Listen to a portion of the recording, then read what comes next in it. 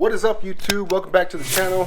Welcome back to the Everything Apron Garage. It's been a while since we actually filmed a video because it's been a real busy year. If you have been following me on my Instagram, you already know we've made a lot of changes in the garage. So if you haven't been following, this is probably going to be a surprise for you guys. But we got rid of the Jaguars. What? Yes, we had to sell both Jaguars, my wife's F-Type, the F-Pace. They were not set up for what we have in our current future coming up pretty soon, which is going to be a little mini-me. Yes, we're having a baby. It's on the way soon. Today's video, as you can tell by the thumbnail, we're going to be working on the RST, the Suburban, the new family mobile, the dad mobile, the mom mobile, call it what you want. Without further ado, let's go ahead and jump into this project today.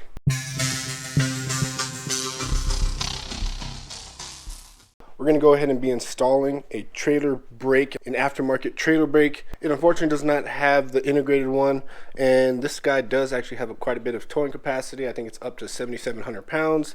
So that is plenty of weight that, in my opinion, will require a trailer brake to have safe and proper use of a trailer. I went ahead and went with the Curt Spectrum trailer brake, which is this part number here. All of the part numbers that I use in this video, they will be in a link down below. As always, it's an affiliated link, so if you purchase from my link, I do receive a commission, and I want to say thank you. I went ahead and actually grabbed the universal cord, the universal attachment here. Essentially, it will match up to the harness inside of the vehicle, and then of course plug into this Spectrum brake controller here. Pretty much what you're going to get in this kit, the main partner up there, 51170.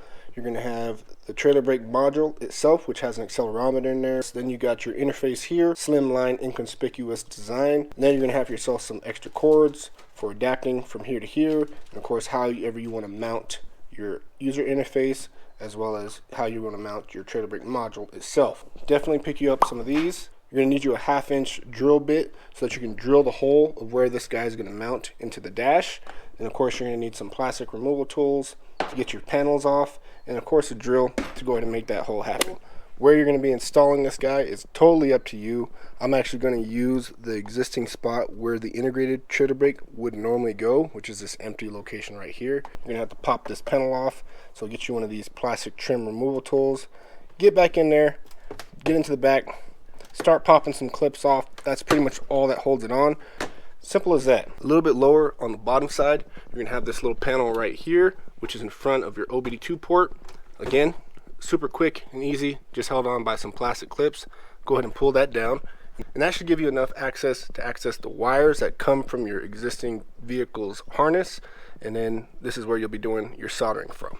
As you can see here, I've already actually grabbed the terminal ends that come from the vehicle's harness. It's actually kind of tucked quite a ways back up underneath there. You're going to look for the terminal ends that are wrapped up with looks like black duct tape. If you can reach it from here, go ahead and grab it from there. If not, you'll have to probably lay on your back up underneath here and look up, and you'll see this guy tucked up back there inside the vehicle's dash. Here is a little rubric, here's a little legend telling you what the colors correspond to, which will help you out when it comes to the soldering. For example, the dark blue wire says to trailer, the red and black wire is the battery feed, the light blue and white wire is the brake apply signal coming from your brake pedal, and then white is of course ground.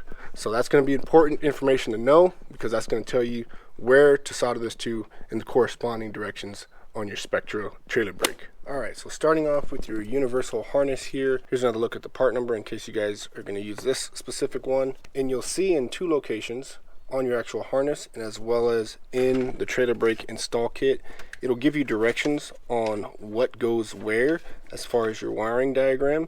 So you can use either or, to be honest, but super simple. 4 wires. Here's the one from the harness itself. You got black power, you got white ground, red signal brake from the vehicle, and then the blue of course is the electric brake to the trailer. I'll probably start with the easy ones. White's ground, same thing over here on the vehicle harness, white's ground. So I'm going to go ahead and take my solder splices. Make sure you get the one for the correct gauge of wire. You'll slide this guy over the top of it, just like that.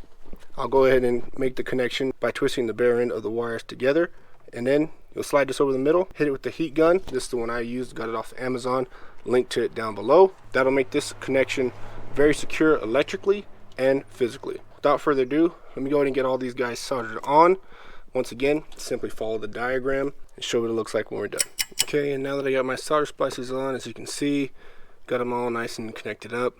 I did something a little different here. I put one of the smaller solder splices inside of the larger wire splice, because going from a 10 gauge down to like a 24, it was a pretty big jump for the larger one. So yeah, that worked. In addition to this solder splice, I'm just gonna go ahead and wrap these up with some electrical wiring covered, pretty much the same one that's on the existing harness from the vehicle. Make it look nice and pretty. And just like that, there's your wiring harness from the vehicle, done up all nice and pretty in that cloth tape. Now it's time to install the trailer brake control module. Essentially, you want to mount this anywhere sturdy. You want to mount it flat if you can, and make sure it's not wiggling around, because it uses this little accelerometer inside of here to kind of make adjustments to the trailer brake power, depending on if you're on an incline or a decline, or if it feels the vehicle start to sway, it'll make adjustments accordingly. Pick wherever you want. I preferably want it flat in this orientation, so I'm gonna get on my back and look up underneath and see if I can find a nice sturdy place to mount it. I've seen some people pull off the kick panel over on that right hand side, put it in a vertical orientation. That does work, but again, you have your preference. I'm gonna try to mount it flat. Where I decided to mount the module, hopefully you guys can see, try to shine some light on it, right here to the right of the OBD2 port right here. There's a bar, a flat bar that goes right across, and I just used 2 self-tapping screws to go into that little steel piece that supports this bracket, where you can see the OBD2 mounted to.